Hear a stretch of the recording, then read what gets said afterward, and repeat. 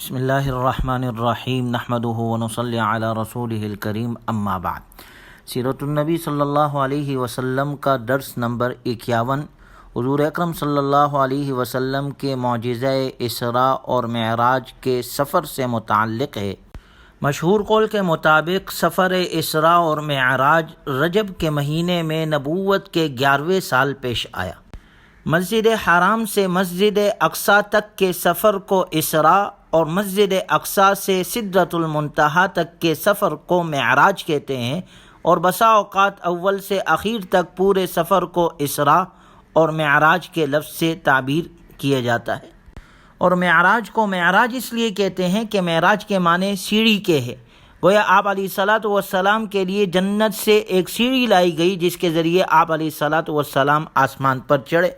جس طرح آج ہم بھی دیکھتے ہیں کہ سیڑھیاں جو الیکٹرک کی ہوتی ہے خود چل رہی ہوتی ہے، یا لفٹ پر بیٹھتے ہیں تو اوپر کی طرف چلنا شروع ہو جاتی ہے، تو یہ تو دنیا میں لوگوں کے بنائے ہوئے ہیں۔ اللہ تبارک و تعالی نے آپ کو یہ معجزہ عطا کیا تھا کہ آپ مسجد حرام سے مسجد اقصیٰ اور وہاں سے سدرۃ المنتہا اور اللہ کے دربار تک گئے، اور اللہ نے قرآن کریم میں اس کا ذکر کیا۔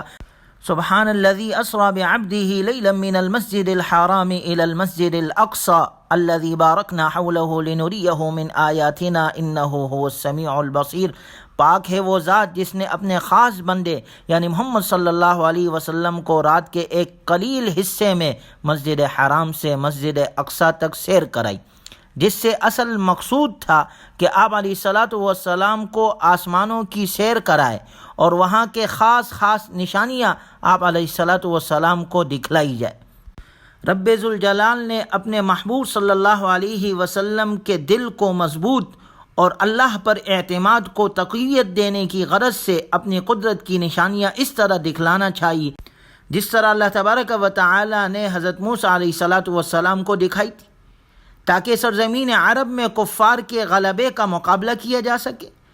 اسراء اور معراج کے سفر میں اللہ تعالیٰ نے اپنے نبی آخر الزماں آپ علیہ الصلاۃ والسلام کو اپنے عجائبات قدرت دکھائے جو ہجرت مدینہ کا پیش خیمہ تھا، اور اس میں کفر اور ضلالت اور فسق و فجور کی تاریخ کی سب سے بڑی مارکہ آرائی کے لیے تیاری کی طرف اشارہ تھا۔ جو عجائبات قدرت اور نشانیاں آپ علیہ الصلاۃ والسلام نے دیکھی، ان میں سے بیت المقدس جانا، آسمانوں کی سیر، انبیاء اور مرسلین سے ملاقات، فرشتوں سے ملاقات، نیز جنت کی سیر اور دوزخ دکھلائی گئی، اور انعام اور عذاب کے مشاہدات وغیرہ یہ سب کرائے گئے۔ اسراء کا ذکر سورہ بنی اسرائیل میں ہے۔ اللہ نے فرمایا لِنُرِيَهُ مِنْ آیَاتِنَا، تاکہ ہم انہیں اپنی کچھ نشانیاں دکھا سکے۔ اور معراج کا ذکر اللہ تبارک و تعالی نے سورہ نجم میں کیا، لَقَدْ رَأَى مِنْ آیَاتِ رَبِّهِ الْكُبْرَى۔ البتہ تحقیق رسول اللہ صلی اللہ علیہ وسلم نے اپنے رب کی بعض بڑی بڑی نشانیاں دیکھی۔ اس معجزہ اسراء اور معراج میں امت کے لیے بہت سے علوم اور نصیحت آموز باتیں موجود ہیں۔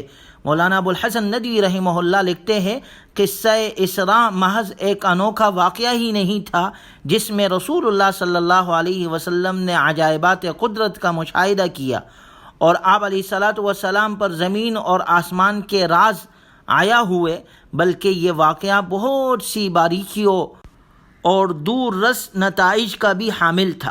سورہ بنی اسرائیل اور سورہ نجم میں یہ واقعہ مذکور ہے۔ ان میں بتلایا گیا اللہ تبارک و تعالی نے کہ آپ علیہ الصلاۃ والسلام دونوں قبلوں کے نبی، مشرق اور مغرب کے امام، سابقہ انبیاء اکرام علیہم الصلاۃ والسلام کے وارث اور بعد میں آنے والے لوگوں کے پیشوا ہے۔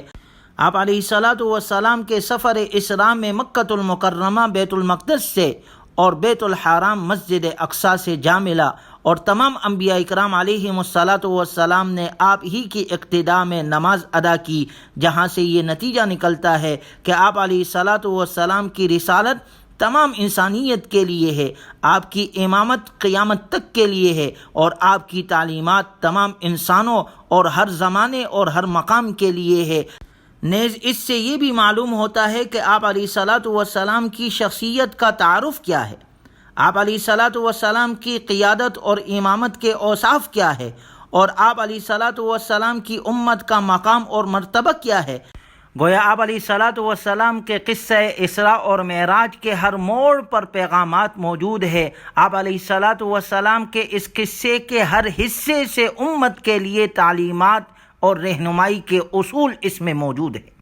چنانچہ جس رات آپ علیہ الصلاۃ والسلام کو اللہ نے یہ معجزہ عطا کیا، آپ عشاء کی نماز کے بعد حسب معمول اپنے کاشانہ مبارک میں آرام فرمانے کی غرض سے لیٹے ہوئے تھے، اپنے گھر میں آرام کر رہے تھے۔ اچانک آپ کے گھر کی چھت کھلی، فرشتوں کے سردار حضرت جبریل امین علیہ الصلاۃ والسلام چھت سے نیچے اترے۔ ان کا اس طرح آنا خلاف معمول تھا۔ حضرت جبرائیل علیہ الصلاۃ والسلام آپ علیہ الصلاۃ والسلام کو وہاں سے اٹھا کر مسجد حرام میں لے آئے۔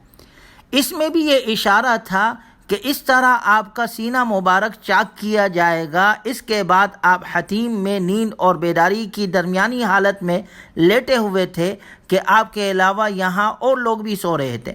اتنے میں آپ نے ایک کہنے والے کو یہ کہتے ہوئے سنا، دو آدمیوں کے درمیان تیسرے محمد صلی اللہ علیہ وسلم ہے۔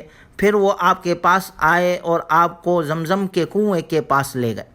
بخاری شریف میں ہے، آپ علیہ الصلاۃ والسلام نے ارشاد فرمایا، فشق صدری فغسلہ بماء زمزم، کہ میرے سینے کو چاک کیا گیا اور آپ علیہ الصلاۃ والسلام کے دل مبارک کو نکال کر زمزم سے دھویا گیا، اور ایک سونے کا تشت لایا گیا جو ایمان اور حکمت سے بھرا ہوا تھا۔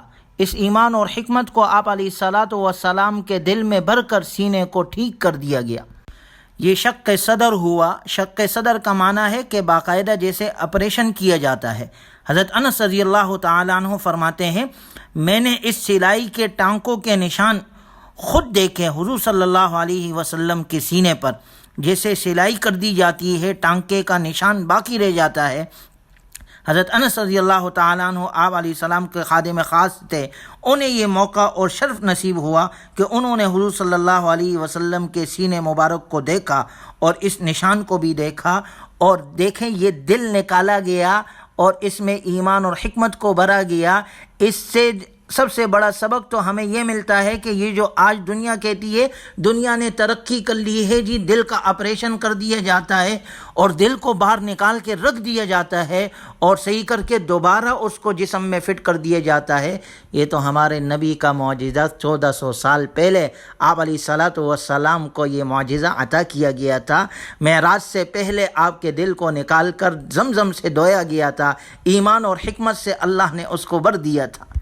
اور اس سفر کے آغاز پر یہ شق صدر اس لیے ہوا کہ تجلیات الہی اور آیات ربانی کا مشاہدہ کرنے کے آپ قابل ہو جائے اور آپ علیہ الصلاۃ والسلام اللہ تعالیٰ سے ہم کلام کرنے کے اہل ہو جائے، کیونکہ یہ تو سفر کا آغاز ہے۔ ابھی تو آپ علیہ الصلاۃ والسلام کے سینے مبارک کو چاک کر کے آپ کے دل مبارک کو دھویا گیا، اور اب اس کے بعد آپ علیہ الصلاۃ والسلام کے اسراء کی ابتدا ہوتی ہے۔ آپ کے لیے براق نامی ایک سواری لائی گئی۔ یہ سفید رنگ کا بڑا خوبصورت جانور تھا جو گدھے سے بڑا اور خچر سے چھوٹا تھا، اور اس کی برق رفتاری یعنی تیزی کا عالم یہ تھا کہ جس جگہ اس کی نظر پڑتی وہیں قدم پڑتا تھا اس کا۔ پھر دیکھا جائے جس طرح شق صدر میں ہمارے لیے سبق موجود ہے، اسی طرح اس سواری میں بھی ہمارے لیے سبق موجود ہے کہ اگر اللہ چاہتا تو آپ کو اپنے قدرت کاملہ سے کسی سواری کے بغیر ہی بیت المقدس پہنچا دیتا، لیکن اس نے ایسا نہیں کیا، بلکہ آپ علیہ الصلاۃ والسلام کے لیے ایک بے مثال سواری بھیجی۔ سواری کا یہ انتظام آپ علیہ الصلاۃ والسلام کے شرف و فضیلت میں اضافے کے لیے کیا گیا تھا۔ یہ ایسے ہی تھا جیسے بادشاہ کسی معزز شخصیت کو اپنے دربار میں بلاتا ہے تو اپنے شایان شان اس کی تکریم اور توقیر بڑھانے کا اہتمام کرتا ہے۔ آپ علیہ الصلاۃ والسلام کو تو بادشاہوں کے بادشاہ اللہ نے ایسی سیر کے لیے بلایا تھا جس کی مثال نہ اس سے پہلے اور نہ اس کے بعد کوئی ملتی ہے۔ اس لیے رب ذوالجلال نے آپ علیہ الصلاۃ والسلام کے لیے یہ سب انتہائی حیرت انگیز انتظامات کیے، اور آپ علیہ السلام کا یہ سفر مسجد حرام سے مسجد اقصیٰ تک جو تھا یہ براق پر شروع ہوا. اس میں بھی درمیان میں بہت سارے واقعات پیش آئے جس کا انشاءاللہ اگلے درس میں ذکر کیا جائے گا. اللہ تبارک و تعالی ہمیں اپنے نبی سے سچی عقیدت اور محبت عطا فرمائے اور نبی صلی اللہ علیہ وسلم کے تعلیمات کے مطابق بقیہ زندگی گزارنے کی توفیق عطا فرمائے. وآخر دعوانا الحمد للہ رب العالمین.